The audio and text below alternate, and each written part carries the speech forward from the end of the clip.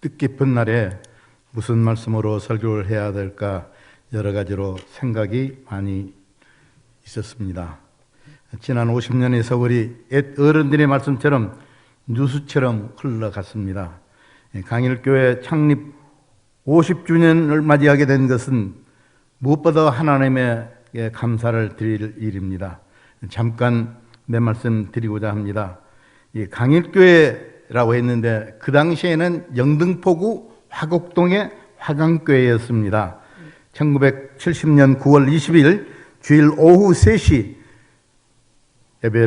창립 예배를 드렸습니다. 그 예배당은 이 상록수 홀, 우리 화곡동 성전의 식당 위에 그 건물 그 위에서 2층에서 창립 예배를 드렸습니다. 김홍래 목사님께서 사회를 인도하셨고 설교는 왕십리교회 서재신 목사님께서 하셨고 마지막 축도는 문재구 목사님께서 담당했습니다. 부족한 종은 남영동교회, 지금은 우리 교회로 이름을 바뀌었더라고요. 부격적으로 섬기다가 아버님의 권유를 따라 교육을 담당하는 강도사로 섬기게 됐는데, 강도사란 말이 낯설어서 그런지 우리 중고등부 학생들하고 초등학교 학생들은 전도사님 이렇게 불렀었습니다. 2년을 봉사하다가 광주 숭일고등학교 교목으로 임지를 옮겼습니다. 그리고 다시 서울로 올라와서 신길동의 영복교회 개척교회 담임목사로 3년간 봉사하다가 1977년 1월 달에 다시 강일교회로 돌아오게 되었습니다. 그동안 성도님들의 사랑과 기도로 30년간 섬겼습니다. 67세 나이에, 그러니까 8년 전에 저는 은퇴하고 우리 정규재 목사님이 이어서 오셔서 지금 수고하고 계십니다. 오늘 우리가 살고 있는 이 지구촌의 현실은 미중류의 위기와 혼란 속에 빠졌다고 할 수 있습니다. 혹자는 말하기를 문명사적 전환기를 맞이하지 않았는가 그렇게 말하고 있습니다. 어떻게 됐든 간에 한국교회가 이 어려운 상황을 어떻게 대비해야 될 것인가, 물론 여러 가지 문제가 있고 해결 방법이 있겠습니다. 그런데 가장 시급한 것은 예배의 문제입니다. 예배의 문제 때문에 서로 생각이 다르기 때문에 이 문제로 서로 논란을 벌이고 있는데, 물론 우리는 예배 드리는 것을 생명같이 여깁니다. 그러나 이 문제 때문에 시험에 들어서는 아니 되겠습니다. 저는 이런 상황 가운데 두 목사님이 생각났습니다. 첫 번째 교회 목사님은 천안에 있는 안세교회 띄워주시기 바랍니다. 안세교회 목사님인데 그 고태진 목사님께서 그 자기 교회 출입구에 안내라는 이름 아래에서 문구를 게시했는데, 예배드리면 죽인다고 칼이 들어올 때에 목숨을 걸고 예배드리는 것이 신앙입니다. 그러나 예배 모임이 칼이 되어 이웃의 목숨을 위태롭게 하면 모이지 않는 것이 신앙입니다. 이렇게 문구를 걸어놨어요. 참 너무 귀합니다.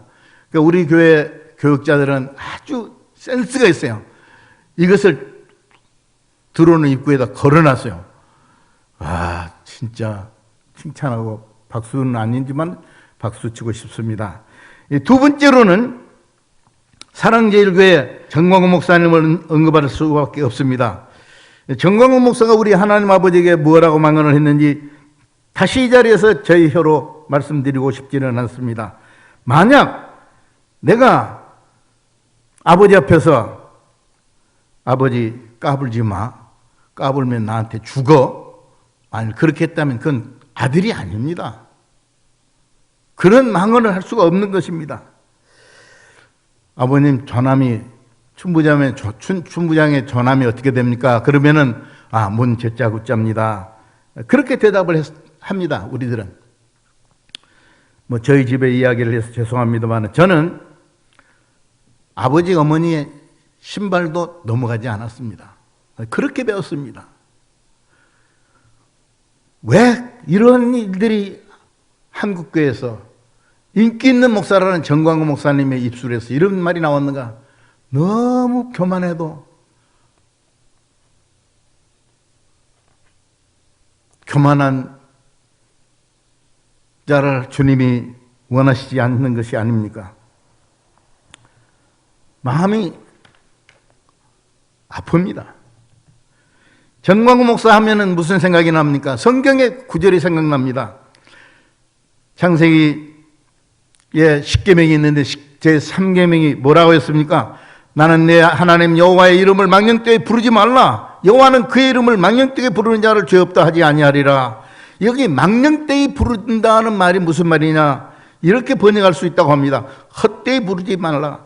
쓸데없이 부르지 말라. 함부로 부르지 말라. 그런 말씀입니다. 이스라엘 백성들은 독특한 민족입니다. 히브리 사람들이 오늘날까지 아주 생존하고 있는 것은 그들 나름대로의 신앙이 있었기 때문이 아니겠습니까?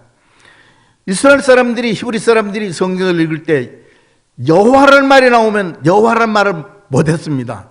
그 대신 뭐라고 하냐? 아도나이.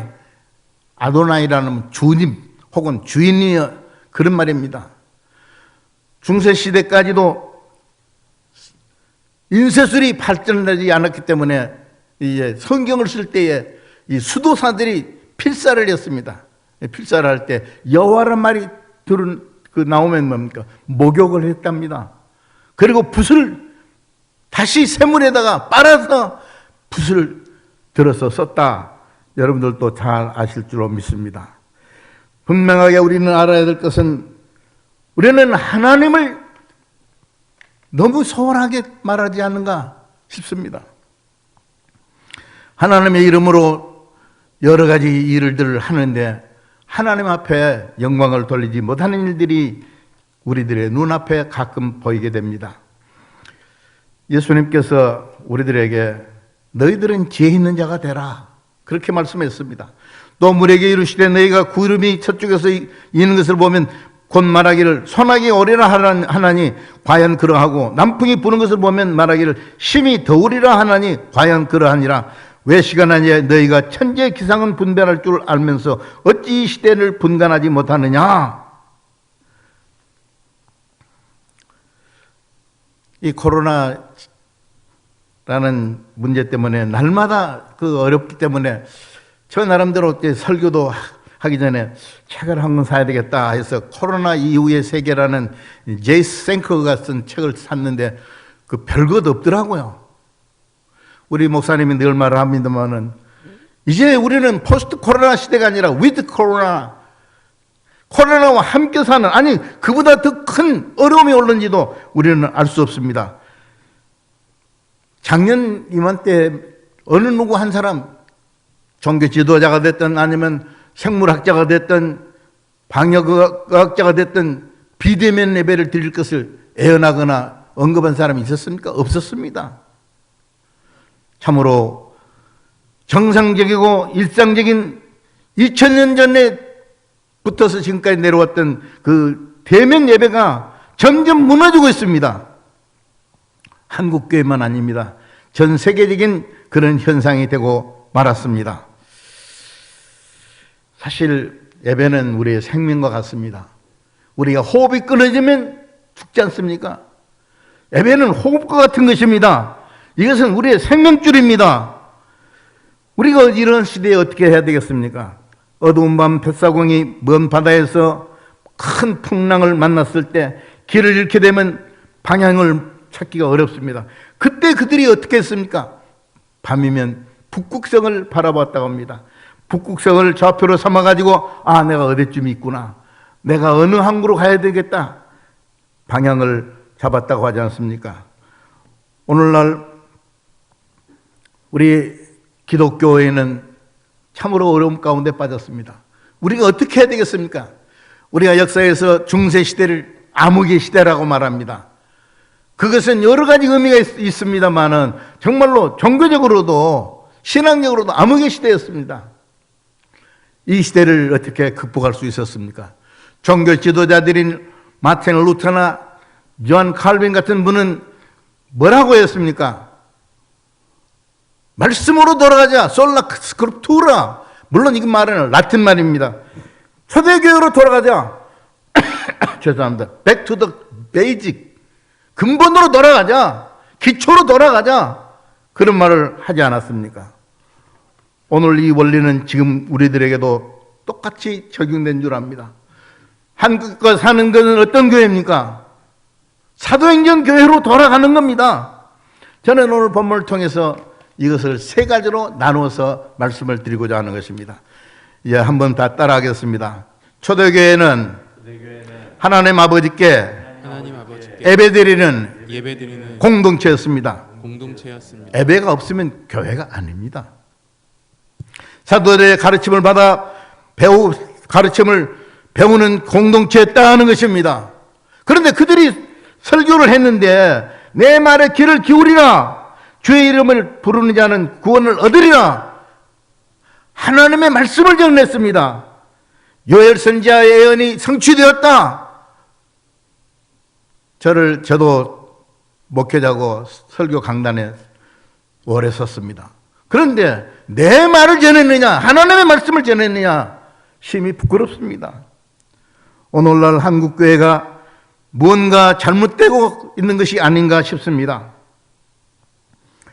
하나님의 말씀을 전하니까 어떤 일이 벌어졌습니까? 형제들아, 우리가 어찌할꼬 하거늘 회개가 일어났습니다. 예수 그리스도께서 말씀한 대로 세례가 베풀게 되었습니다.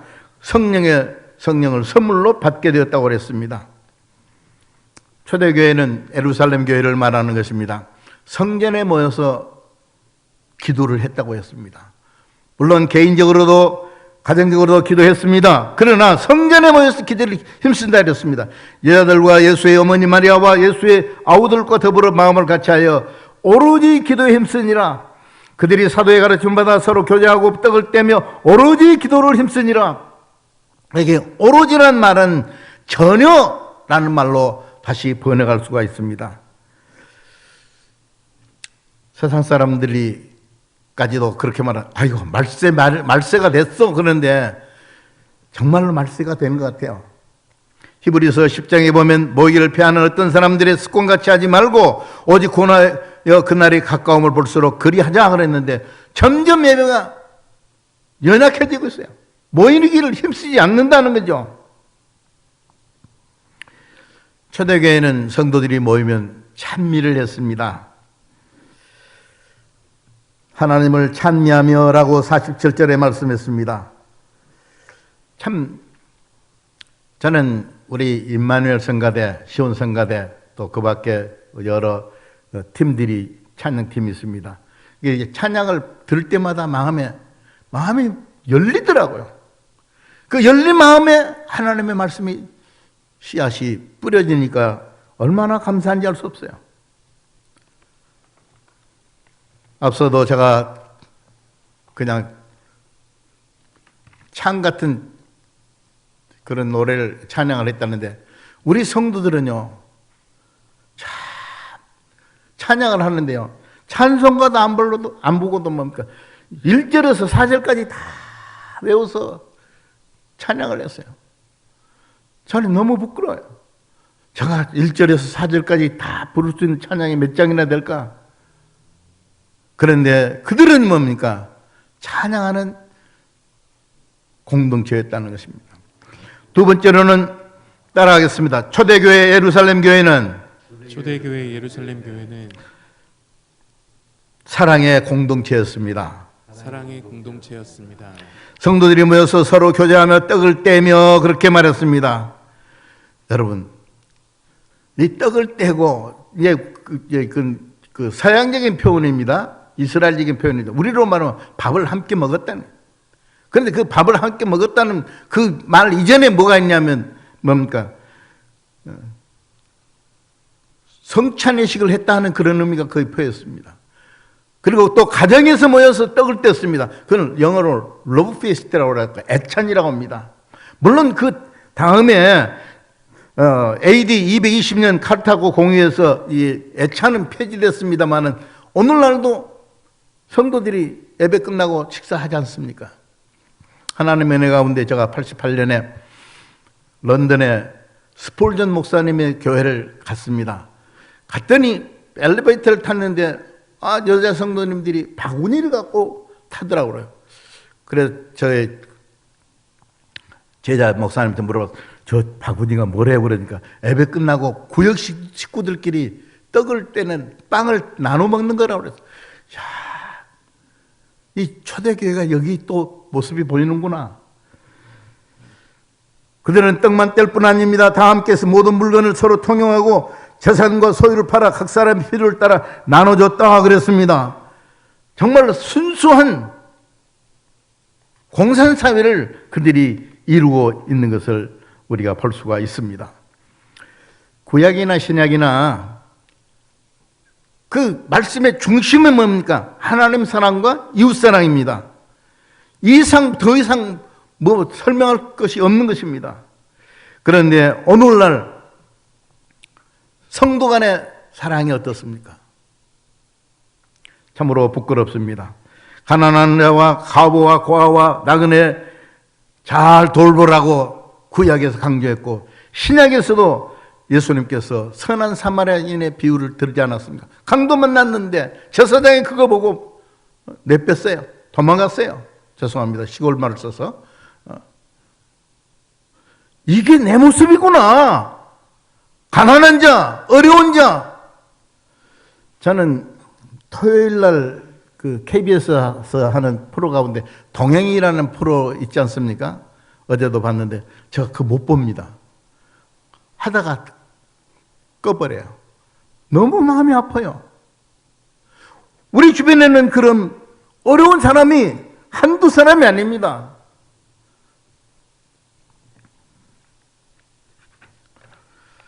세 번째로 초대교회 예루살렘 교회는 어떤 교회였느냐? 따라하겠습니다. 하나님의 성령이 거룩한 성령이 능력 있는 성령이 임하는 공동체였습니다. 사도행전을 갖다가 어떤 분은 성령행전이라 그렇게 말합니다. 사도들이 무슨 지식이 있습니까? 무슨 세상 말로 빽이 있습니까? 뭐 잘난 게 있습니까? 그런데도 가는 곳마다 복음을 전했어요. 그 능력이 나타났어요. 그들의 능력이 아닙니다. 성령의 능력입니다. 오늘날 교회가 성령의 능력이 아니고 교회 내 소유의 능력으로 교회의 멤버들의 능력을 가지고 능력을 보이면 그건 성령의 능력이 아닙니다. 성령은 예수님께서 제자들에게 약속한 것입니다. 너희들이 성령을 받을 것이다. 그들이 모여 기도했습니다. 120만 문도가 기도했습니다. 마가의 다락방에서 성령이 임하게 됐습니다. 그때부터 그들은 문을 박차고 나가기 시작했습니다. 그들이 다 성령의 충만을 받고 성령의 말하게 하심을 따라 다른 방언으로 말하기를 시작하니라. 눈에 보이는 특징 가운데 하나는 방언을 하게 되었습니다. 물론 고린도 교회에 있었던 방언이나 지금 있는 방언과는 다른 방언입니다. 성령이 임하게 되니까 방언만 터졌습니까? 아닙니다. 기사와 표적이 일어났습니다. 병 고치는 역사가 일어났습니다. 더러운 귀신을 쫓아내는 역사가 일어나게 되었습니다. 제가 어렸을 때만 해도 병 고치는 은사를 가진 권사님들, 뭐 현신의 권사님이랄지 이제 그런 분들이 계셨어요. 부흥회를 다니고 그렇게 했어요. 오늘날은 그런 사람들이 없는데 참 안타까워요. 하나님의 성령이 그 권사님에게만 임한 게 아니거든요. 성령 충만한 모습은 어떻게 일어나는 것입니까? 삶에서 보이는 것입니다. 성령의 9가지 열매가 맺어지는 것입니다. 그리스도의 그리스도 십자가와 부활의 증인으로 살게 되는 것입니다. 그러나 가장 중요한 것은 무슨 성령 받았다고 무슨 뭐 기도원에 가서 날뛰고 뭐 악을 쓰고 그게 아닙니다. 성령은 거룩한 성령입니다. 그 교회 들어갔더니 거룩이 내 마음속에 엄습해 오더라. 내 마음이 깨끗함을 받게 되더라. 이게 성령 충만입니다. 경건하게 산다는 거 이게 쉬운 일이 아닙니다. 제가 어떤 목사님이 글을 읽어보니까 천주교에서 하는 어떤 그 프로그램이 있어요. 조용하게 묵상하고 하는 그런 프로그램에서 내 개신교회 목사예요. 나도 저런 데 가서 사람이 좀 잠잠해 줄 수 없을까? 예루살렘 교회 사랑의 공동체, 말씀이 있는 예배하는 공동체, 성령 충만한 교회인데 그렇게 되니까 결과가 있어요. 열매가 있는데 어떤 열매냐? 온 백성에게 칭송을 받게 되더라. 따라했습니다. 온 백성에게 칭송을 받게 되다. 칭송을 받게 되다. 꽃이 피면요 향기가 납니다. 나비 오라고 벌 오라고 해서 옵니까? 아닙니다. 일제시대에 한국교회 그리스도인들은 2%에서 3%였다고 하지 않습니까? 그런데 동네마다 마을마다 예수 믿고 교회 지도자들, 목사님들, 전도사님들 다 존경받았어요. 근데 어느 나라를 냈습니까? 너무 안타깝습니다. 뿐만 아닙니다. 주께서 구원받은 사람을 날마다 등하게 하셨다 그랬습니다. 우리 교회에 안드레 전도팀이 전도를 나가는 걸 보고요. 너무 마음에 감사해요. 이 아파트 속에서 전도한다는 게 얼마나 어려운데. 그런데 그들이 따로 전도를 안 했습니다. 성령 충만하게 되니까 모이는 사람들이 뭡니까? 3,000이나 더 하더라 그랬어요.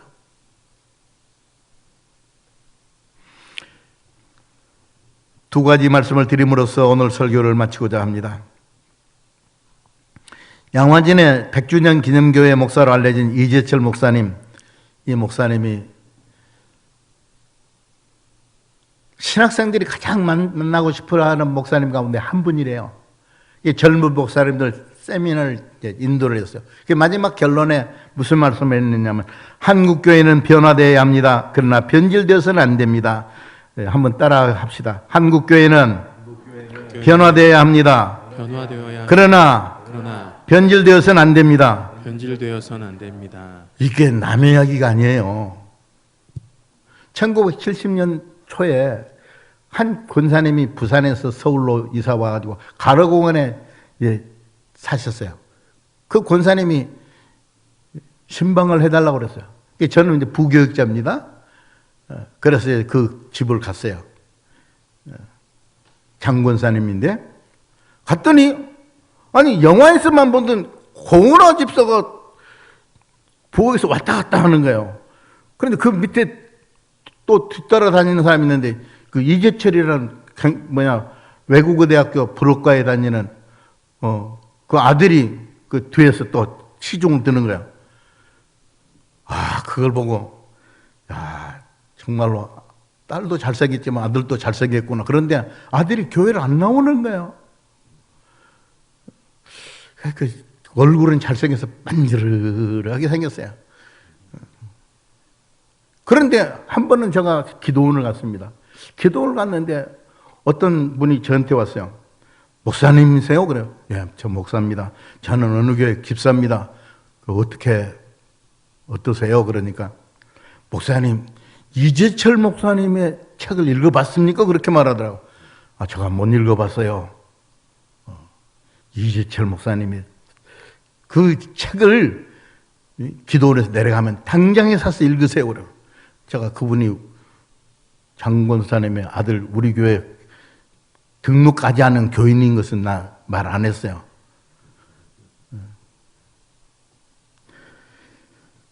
그가 목사가 되기 전에 홍성사라는 출판사의 사장이었어요. 그런데 하나님을 만났어요. 변화되었어요. 장신대를 나왔어요. 목회를 해요. 얼마나 아름다운 목회를 하는지 몰라요. 그분이 하는 말입니다. 한국교회가 변화가 돼야지 자기처럼 중생을 했다는 거예요. 중생하니까 세상이 다르게 보이더라는 거예요. 사명감이 생겨났다 그 말씀입니다. 그런데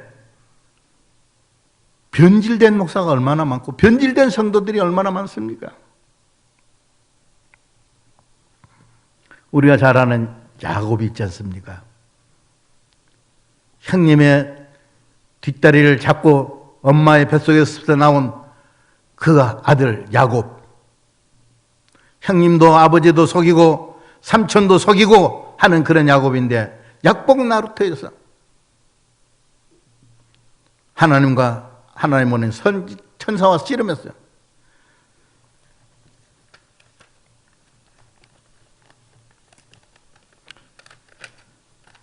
천사가 한 말이 뭡니까? 자기가 야곱을 이기지 못함을 보고 그가 야곱의 허벅지 관절을 치매, 옛날에는 환두뼈라고 그랬죠. 다른 말로 하면 허리뼈라고 할 수가 있습니다. 사타구니 뼈라고 할 수 있어요. 엉덩이 뼈라고 할 수 있어요. 야곱의 허벅지 관절이 그 사람과 씨름할 때 어긋났더라. 부서졌다는 거예요. 그 사람이 그에게 이르되 내 이름이 무엇이냐? 그가 이르되 야곱이니이다. 그가 이르되 내 이름을 다시는 야곱이라 부를 것이 아니요 이스라엘이라 부를 것이니 이는 내가 하나님과 사람들과 겨루어 이겼습니다. 강 하나를 사이다 두고 야곱과 이스라엘이 달라졌어요. 생각이 달라졌어요. 믿음의 색깔이 달라졌다는 겁니다. 그런데 변화는 좋습니다. 그러나 변질된 사람도 보입니다. 예루살렘 교회에 대해서 말씀했는데 예루살렘 교회가 얼마나 은혜롭게 진행이 됐습니까? 그런데 그 가운데 아나니아와 삽비라는 부부가 있었습니다. 너무 좋게 보이거든요. 그래서 여보, 우리도 부동산 팔아서 집 팔아서 교회에다 바칩시다. 그렇게 의논이 돼서 팔았습니다. 근데 성경이 없는 말입니다. 집에 와서 돈을 셌습니다. 5만 원, 10만 원, 15만 원. 이게 세다 보니까 마음이 달라졌어요. 그래서 반 딱 쪼개서 한 몽에다 넣어놓고 반을 가지고 사도 앞에 갔습니다. 사도는 이미 성령 충만한 사람이 당하세요.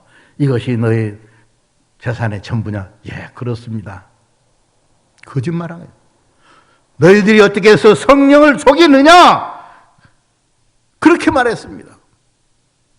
그날 두 부부가 다 죽었어요. 너무너무 은혜로운 일을 하려고 했는데 사탄 마귀 속에 들어오니까 변질됐어요. 우리들의 신앙에 변질되는 것은 부분은 없습니까? 잘라내야 되겠어요. 두 번째는 청주 제일교회 현수막입니다. 교회가 진심으로 죄송합니다. 저는 이 플랜카트 읽고는 뭔가 못내 아쉬워요. 이거 가지고는 안 돼. 거기에 플러스 알파가 있어야 된다. 그게 뭐냐? 따라하겠습니다. 이제 이 민족을 위해 참으로 엎드려 기도하겠습니다. 이게 거기 붙어야 돼요. 일반 백성들에게 죄송합니다. 그걸로 해결되지 않습니다. 하나님 앞에 하나님 이 코로나를 거두어 주시옵소서. 하나님 이제는 바로 하나님의 말씀대로 살겠습니다 하는 그런 결의가 표명돼야 되지 않겠느냐 하는 것입니다. 저는 우리 목사님에게 새롭게 플랜카트를 밖에 걸라고 말씀하지 않겠습니다. 여러분들의 마음속에 깊이 이 말씀을 새깁시다. 하나님 아버지, 이제 엎드려 기도하겠습니다. 이제 참으로 기도하겠습니다 하는 회개의 기도를 드릴 때에 주님께서 이 모든 어려움, 코로나만 아닙니다. 이 악한 세력을 다 거두어 주실 줄로 믿습니다.